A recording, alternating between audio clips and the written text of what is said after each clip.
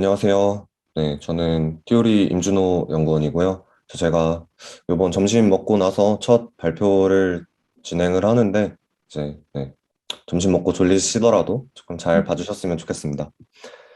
네, 우선, 저는 디파이 보안 취약점 최신 사례 연구와 이제 좀 어떤 식으로 하면은 저희가 이런 위험에 빠졌던 디파이, 그리고 지금 빠지고 있는 디파이를 좀 어떻게 구해볼 수 있는 방법들이 있는지에 대한 여러 가지 뭐 방법 소개와 그다음에 최신 뭐 공격 당했던 사례들 이런 것들을 조금 안내해 드리도록 하겠습니다.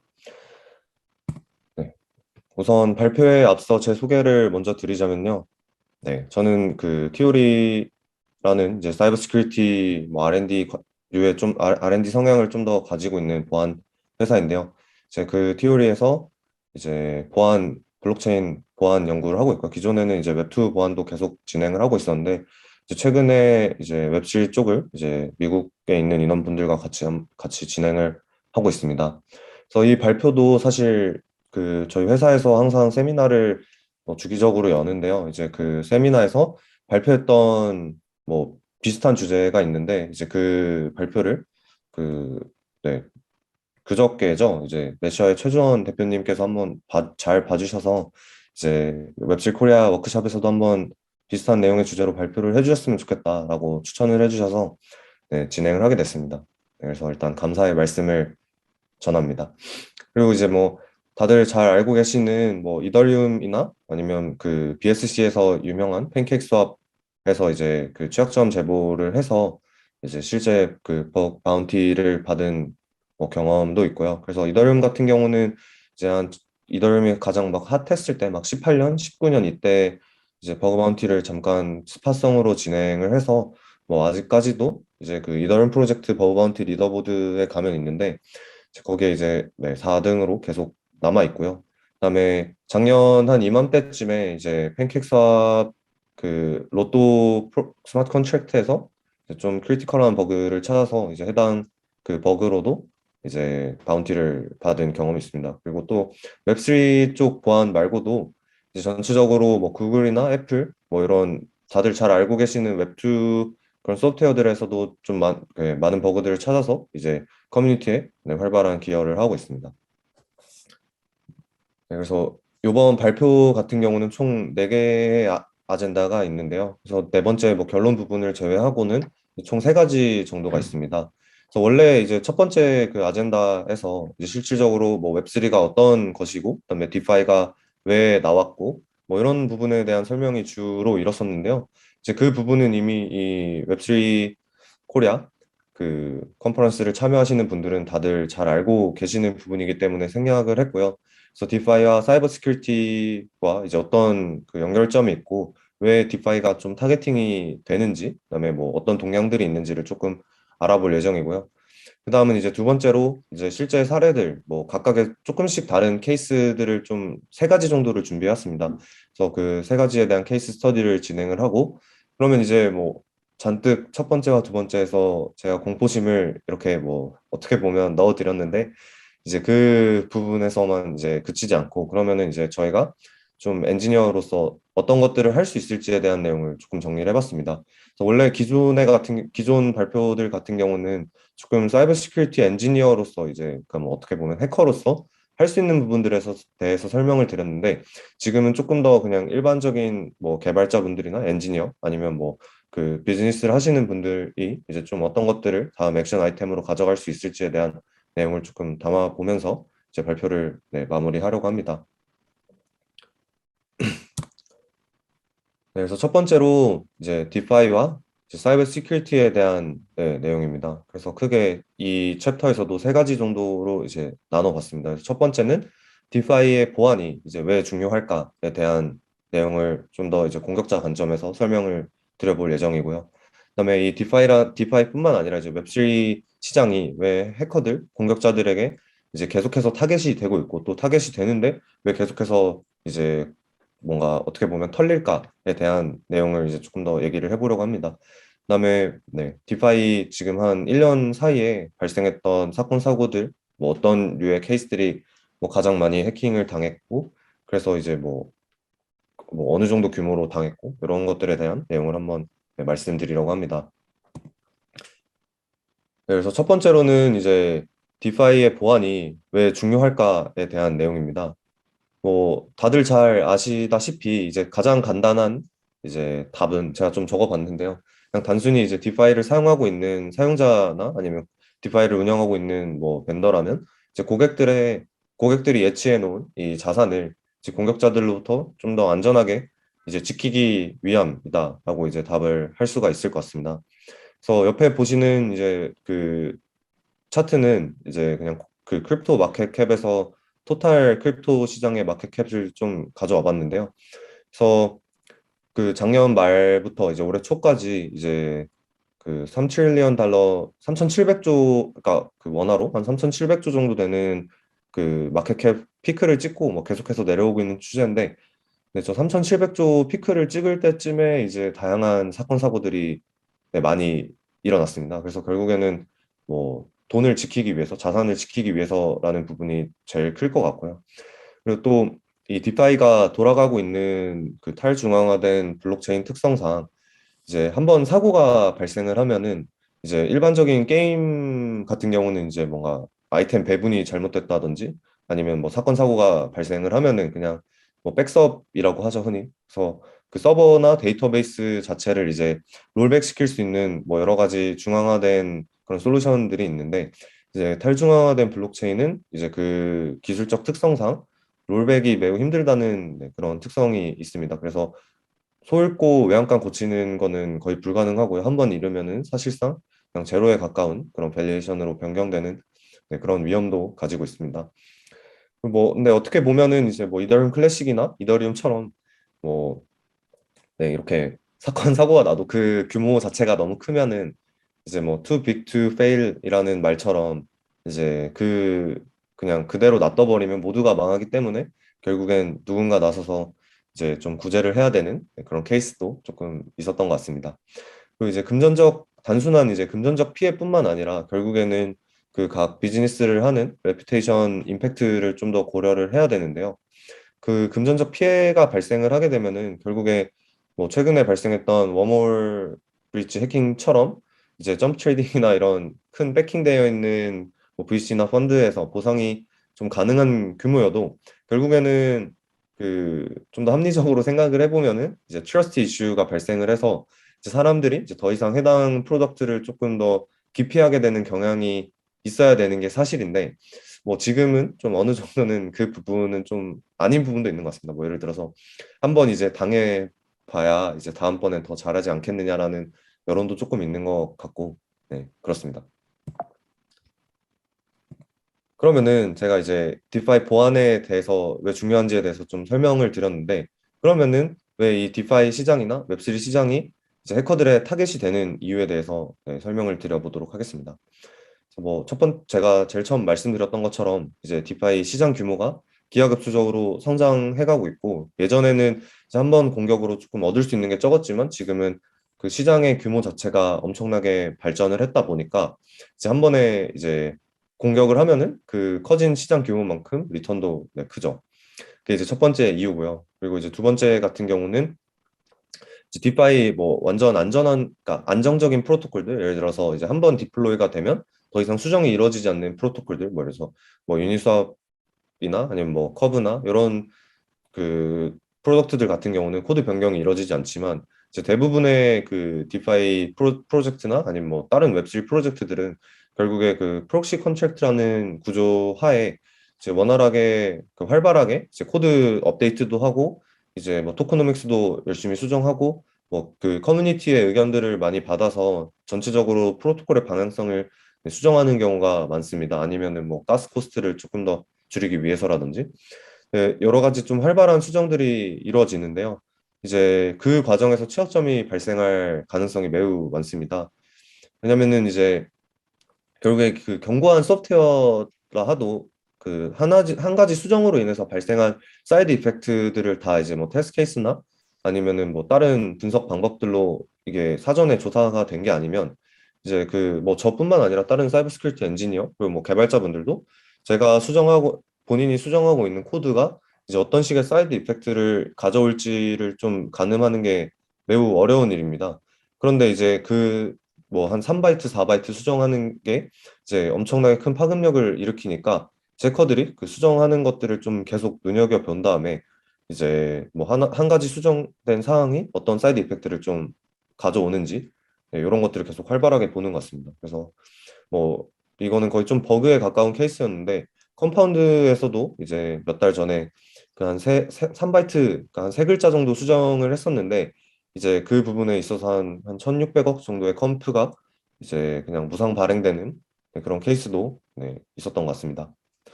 그리고 이제 세 번째로는 기존 웹2 공격 대비 이제 사용되는 코스트는 현저히 적고 대신에 이제 한번 공격에 성공했을 때 이제 돌려받는 리턴이 매우 높은 점을 좀 얘기를 드릴 수 있을 것 같습니다. 그래서 뭐 기존 웹2 공격들을 뭐 뉴스나 아니면은 뭐 신문에서 좀 접해 보셨던 분들은 아시겠지만 이제 뭐 페가수스 이런 것들 들어보셨을 거예요. 그래서 하나의 그 타겟을 공격을 하려면은 이제 뭔가 준비해야 되는 취약점들도 많고 실제 그 익스플로잇이라고 해서 이제 해당 취약점이 이제 뭐 정부 기관이나 민간 기관에서 뭐 거래가 되는 그런 케이스들도 있는데 이제 그런 부분이 뭐 준비하고 이런 과정들이 매우 길고 이제 그게 한 번에 성공이 될지 안 될지도 확실하게 알 수는 없습니다. 근데 이제 웹3의 공격 같은 경우는 이제 저희가 뭐 그 체인 자체를 그 시점에 포크를 떠서 실제 로컬 노드에서 공격을 해보고 이제 성공을 하면은 이제 그 공격 페이로드나 공격 익스플로이트 자체가 실제 체인에서도 무조건 디터미니스틱하게 이제 실행된다는 게 그 상태만 똑같다면 이제 보장이 되지 않습니까? 그래서 그런 부분에 있어서 좀 더 공격을 준비하는 코스트도 현저히 낮고요. 그리고 또 취약점이나 뭔가 익스플로잇을 짜는 그런 그 실제 뭐 어떻게 보면 그 에러시 그 익스플로잇 코드들의 라인들이 이제 한 뭐 1000줄 미만으로 다 대부분 짧습니다. 이제 이런 식의 적은 노력을 들이는 대신에 한 번 공격이 성공하면 마찬가지로 엄청난 규모의 자산들을 탈취할 수 있기 때문에 이제 조금 더 타겟이 되지 않나라는 그런 부분도 있습니다. 그리고 또 디파이나 아니면 뭐 웹실 사건 사고 특성상 이제 익명성에 어느 정도 보호받는 측면이 있기 때문에 이제 해당 사고가 발생을 하면은 이제 사고 조사 자체가 어려운 부분들이 매우 있습니다. 이게 뭐 단순히 뭐 크로스 브릿지를 통해서 이제 뭐 밑에도 적어놨지만 다크 코인들 뭐 모네로나 젯캐시 아니면 뭐 GKP를 사용한 토네이도 캐시들을 통해서 이제 뭐 어떻게 보면 머니 런더링을 하는 것도 문제지만 이 디파이 프로토콜을 서로 통하면서 이제 뭐 LP들이 섞이고 뭐 이런 그 트랜잭션이 매우 복잡한 과정을 거치게 되면은 결국에 사고 조사에 큰 시간이 이제 필요한 게 필연적이고요. 그리고 이제 기존 웹2 같은 경우는 뭐 은행을 공격을 해도 아니면 뭐 피싱 어택을 해서 실제 현금 자산을 취득한다고 해도 이제 해당 자산들을 실제 뭐 자신들이 이제 사용할 수 있도록 그 유동화시키는 게 매우 어렵습니다. 현금화시키는 게 매우 어려운데 뭐 예를 들어 스위프트 뭐 이런 그 프로토콜에 의해서 막힐 가능성도 높고요. 그래서 중앙화되어 있는 거에 비해서 이제 크립토 마켓은 그 디센트럴라이즈라는 이제 명목 하에서 어느 정도 지금 당장의 규제는 좀 많이 풀어져 있는 상태이기 때문에 조금 더 타겟이 많이 되지 않나 싶습니다.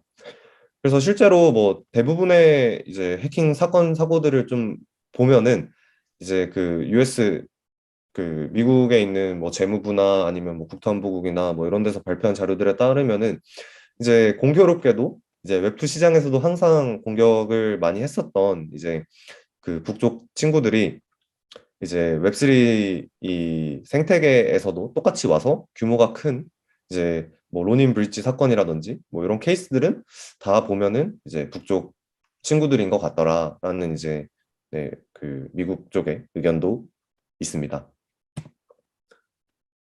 그래서 이제 1년 정도 동안에 이제 디파이나 뭐 웹3 브릿지 뭐 이런 다양한 생태계에서 발생했던 사고 동향을 조금 가져와 봤습니다. 이제 이 사건 사고들은 뭐 공개된 자료고요.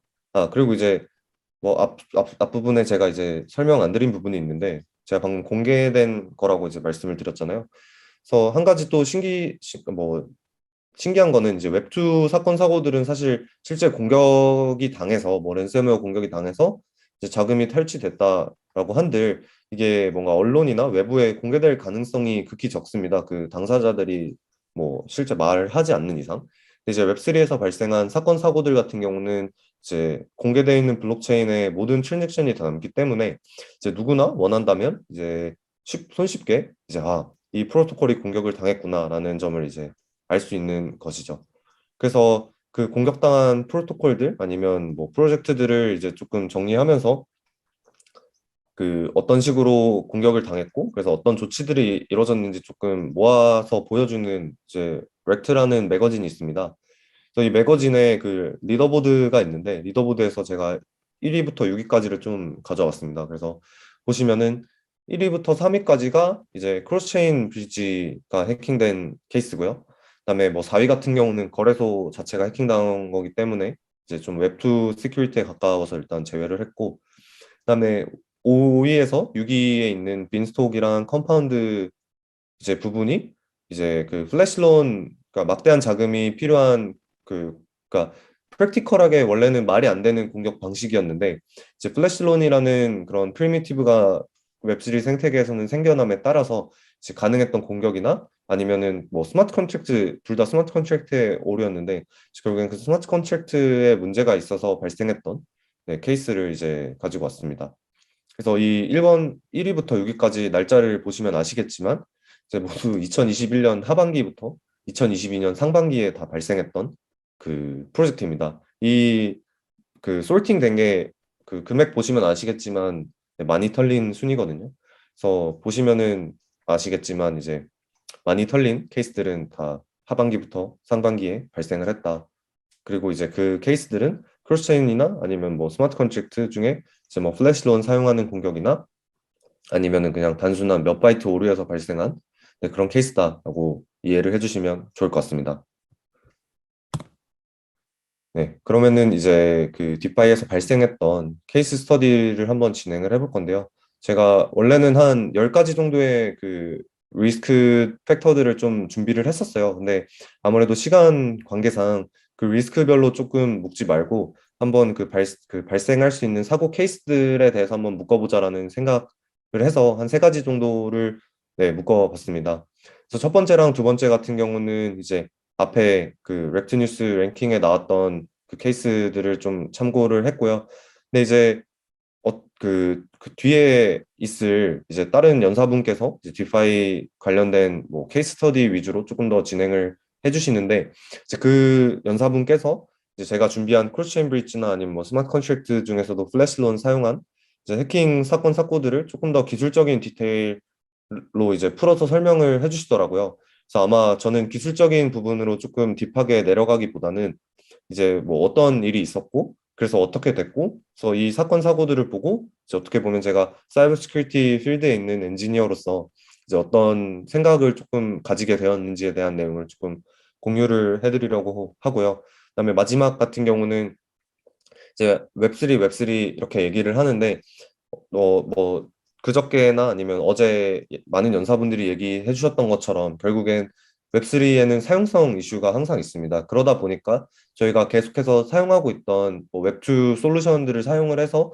웹3 프로덕트에 그 접근을 해야 되는데요. 뭐 예를 들어서 인피라나 뭐 알케미 같은 노드 서플라이먼트 뭐 아니면 뭐 디저블 앱도 있을 수 있고요.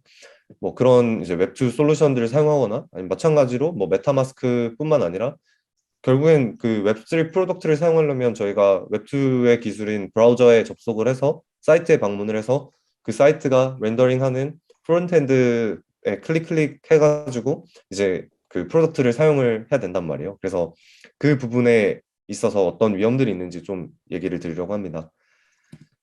네, 그래서 첫 번째 스마트 컨트랙트 해킹은 네, 대표적인 뭐 플래시론 해킹이기도 하죠. 그리고 이제 저 아이언 파이낸스 생태계에 이제 많이 털린 케이스들이 있는데 그 중에 2번이나 털린 이제 크림 파이낸스 케이스를 조금 가져와 봤습니다.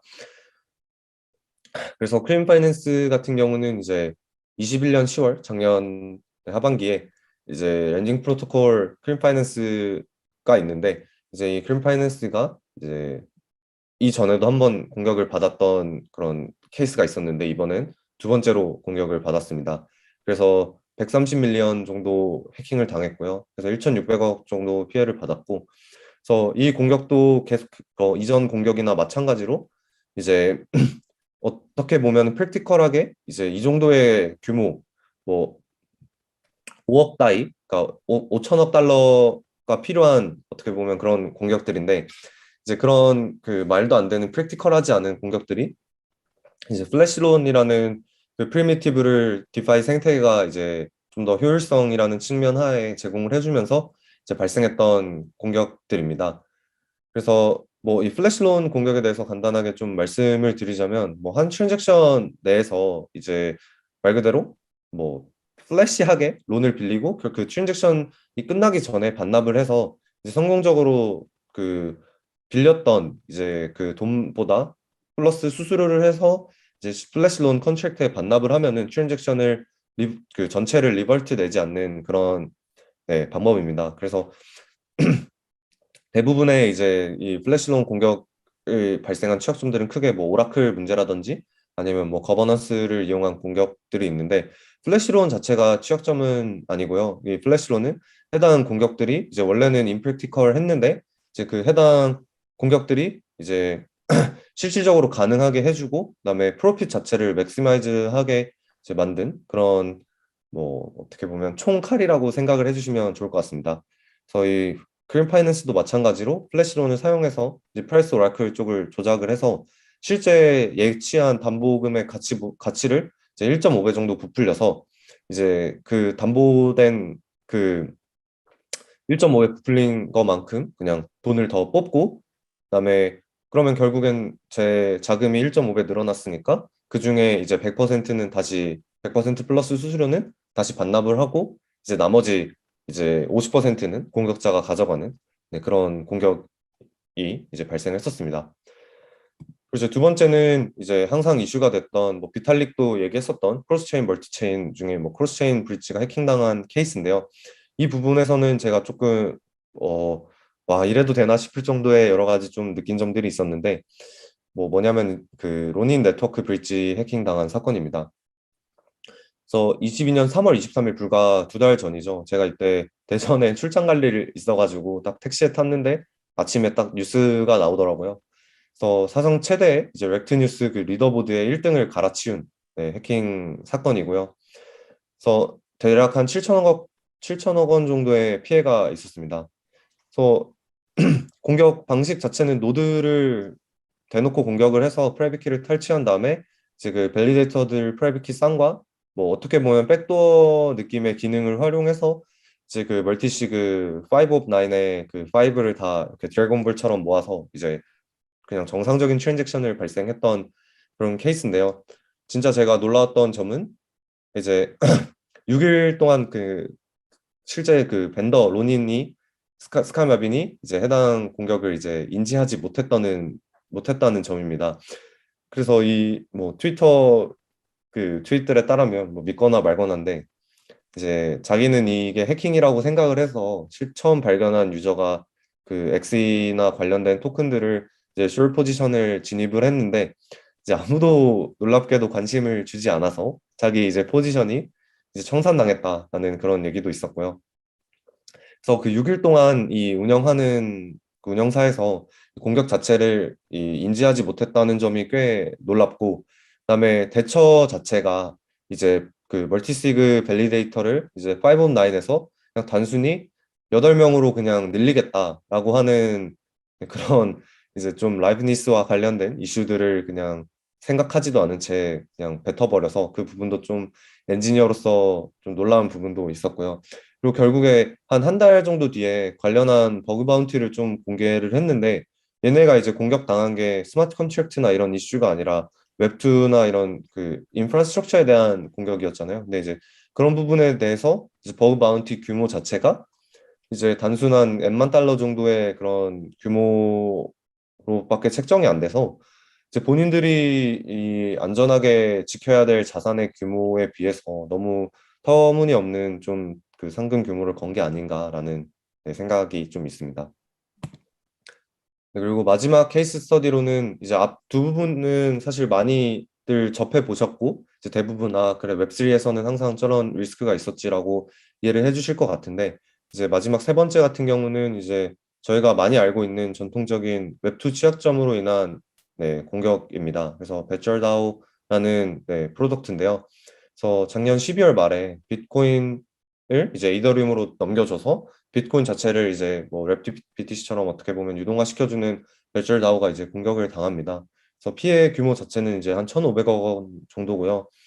그래서 이 공격당한 방식은 웹3 인프라를 하나도 건드리지 않고 그냥 배철다오 프론트엔드 페이지에 이제 접근을 하려면 뭐 디도스 프로텍션이나 뭐 웹 공격을 막기 위해서 뭐 클라우드플레어나 CDN을 많이 사용을 하잖아요. 근데 그 클라우드플레어의 API 키가 어떤 식의 이유로든 탈취가 당해서 그러니까 이게 탈취 당했는지 클라우드플레어 자체에 취약점이 있었는지 아직 잘 모르겠어요. 그래서 그 API 키를 사용을 해서 이제 배쩌다오 페이지에 그 특정 토큰을 이제 그 ERC20에 있는 approve 그 펑션을 사용을 해서 이제 인피니티 어프로브를 계속해서 유도를 합니다. 그리고 또 교묘한 게 이제 데브 관련된 지갑 주소로 뭔가 들어오거나 아니면은 이게 지속적인 공격을 한 게 아니라 조금씩 조금씩 눈치 보면서 이렇게 막 모으다가 자금이 엄청 많은 사람이 이렇게 어프로브를 하니까 이제 그 시점에 이제 12월 2일 시점에 그냥 바로 트랜스퍼 프롬을 통해서 이제 모든 자금을 다 탈취했습니다. 그래서 이 이후에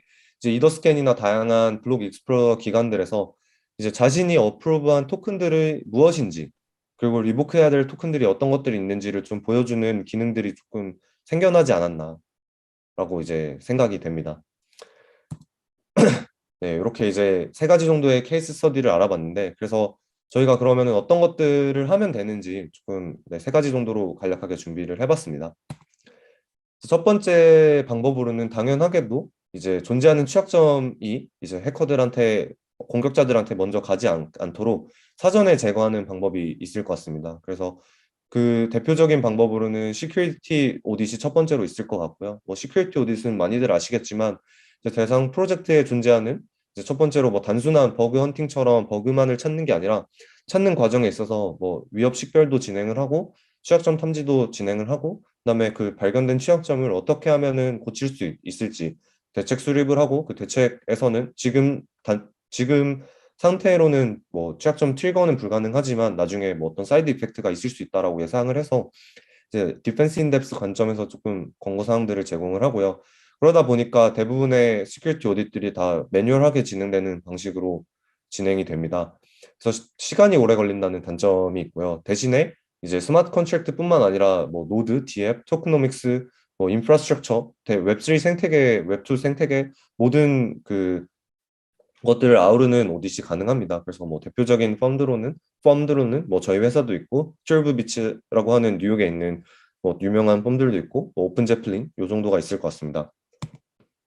그리고 이제 두 번째 방법으로는 뭐 스태틱 어널리시스 정적 분석, 그다음에 뭐 포멀 베리피케이션 정형화된 그 뭐 검증 이런 방식들을 토대로 이제 진행을 하는 방법이 있을 것 같습니다. 뭐 이 두 가지 방법 같은 경우는 그러니까 기계가 인간을 대신해서 자동으로 취약점을 찾고요. 아무래도 기계가 하는 거기 때문에 이제 시간 한계점, 그러니까 매뉴얼하게 오디트하는 시간 한계점을 이제 좀 극복할 수 있는 그런 기술입니다.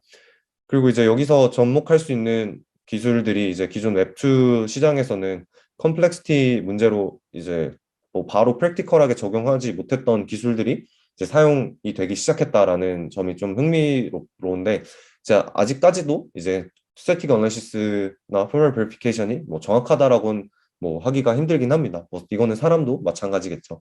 그래서 대표적으로는 뭐 셀티케이나 뭐 셀토라 이 정도가 있을 것 같고요. 그리고 마지막으로는 이제 버그 바운티라고 해서 취약점을 찾아오는 화이트햇 해커에게 포상금을 지급하는 방식이 있을 것 같습니다. 그래서 이 버그 바운티도 뭐 효율적인 제도지만 불분명한 신원에게 이제 프로젝트를 오픈된 상태에서 공개를 해야 되기 때문에 뭐 위험성이 존재합니다. 그래서 보통 시큐리티 오딧들이 선행되어야 하고요. 그래서 뭐 유미니파이나 코드 아레나 뭐 요 정도가 있을 것 같습니다. 그리고 이제 두 번째는 빠르게 공격 시도를 탐지하는 부분이 있을 것 같은데요. 이 부분은 좀 흥미로운 점이 있습니다.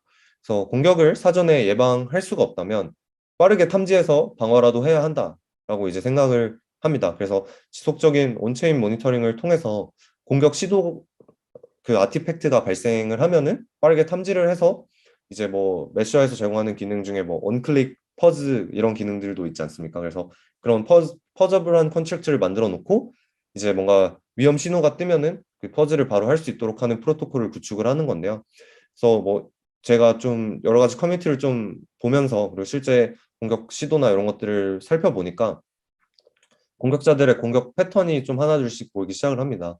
뭐냐면은 공격자들이 실제 스마트 컨트랙트나 프로토콜을 공격하기 전에 이제 수행하는 그 익스플로잇을 하기 위해서 필요한 스마트 컨트랙트를 메인넷에 배포를 하고요.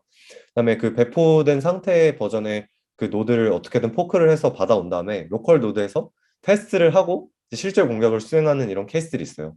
그러면 결국에 2번과 3번에 타임 딜레이가 발생을 합니다. 그러면 결국엔 저희가 배포된 컨트랙트들을 다 뭐 정적 분석이나 앞서 말씀드렸던 스태틱 어널리시스나 아니면은 뭐 어떻게든 오디팅을 빠르게 해서 이게 진짜로 위험한 컨트랙트고 공격 시도고 그 공격 시도가 이제 뭐 유효한 취약점이다라고 판단이 되면은 빠르게 서비스 운영자에게 고지를 해서 프로토콜 자체를 일시 정지시킨 다음에 그 이후에 수정을 한 버전을 배포하는 네, 이런 방식도 있을 것 같습니다. 네, 그 다음은 이제 뭐 지속적으로 보안 기법들을 연구를 해서 이제 공격이 발생하더라도 그 피해 자체를 조금 완화시키는 방법들이 필요할 것 같습니다. 그래서 뭐 배철다우 사건들처럼 뭐 여러 가지 피싱들이 계속해서 지금 많이 일어나고 있습니다. 그래서 뭐 그 대표적으로는 구글 광고나 아니면은 도메인들을 뭐 한 글자만 바꿔서 텔레그램 통해서 뭐 그냥 DM으로 이렇게 주고 그 키들을 원래 키들을 탈취한다던가 하는 그런 방식들이 있을 것 같고요. 그래서 이 부분은 이제 오른쪽에 보시면 뭐 클레이스와 그 피싱 사이트인데요.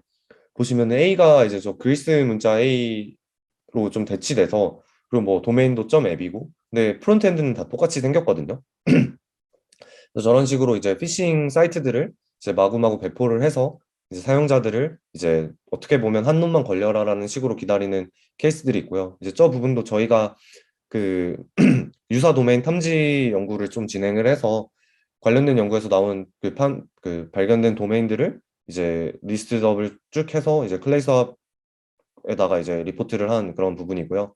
그다음에 두 번째로는 뭐 다양한 익스플로잇 미티게이션들을 적용하는 방법들도 있을 것 같습니다.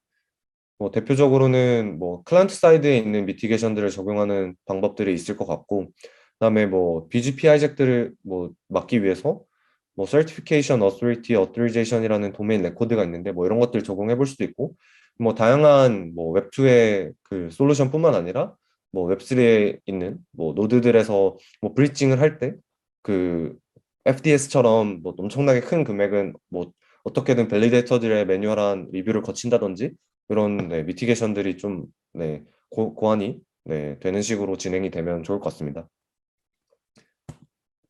그래서 제가 디파이 보안이 왜 중요한지부터 어떤 사건들이 있었고 그래서 어떤 식으로 저희가 좀 방어할 수 있으면 좋을지에 대한 얘기를 네, 나눠봤는데요. 네, 뒷부분엔 좀 시간이 촉박해서 좀 많은 부분을 좀 점프해서 진행한 부분이 있기는 한데 이제 그 부분은 뭐 이 발표 자료뿐만 아니라 대부분 제가 발표 자료 공개를 하니까 이제 그 예전 발표 자료에는 조금 더 디테일한 설명도 많이 들어가 있어요. 이 부분에도 밑에 링크나 슬라이드 노트에 다 남겨져 있거든요. 그래서 해당 부분을 참고를 해주시면 좋을 것 같고 그래서 결국에는 제가 얘기했던 것들을 한번 리캡을 해보면 공격 자체는 뭐 계속해서 증가하고 있고 이 공격은 결국엔 디파이라는 상품이 복잡해지면 복잡해질수록 그 복잡도는 더 늘어날 거고 그다음에 규모 자체도 웹3 시장이 커지면서 더 규모도 커질 거예요. 대신에 이제 엔지니어나 시큐리티 그 뭐 엔지니어들도 과거 공격 사례에서 배우고 이제 해당 똑같은 공격 사례들이 또 발생하지 않도록 계속해서 패치도 그렇고 미티게이션들도 적용을 하고 있습니다. 그래서 예전에는 플래시론 관련된 프라이스 오라클 공격이 계속해서 많이 일어났는데 최근에는 뭐 체인링크 옵체인 오라클이나 아니면 뭐 투압이나 그 V압 같은 다양한 그 프라이스를 턴다운 시킬 수 있는 그런 뭐 기술들이 많이 적용이 되고 있는 것들이 볼 수 있고요.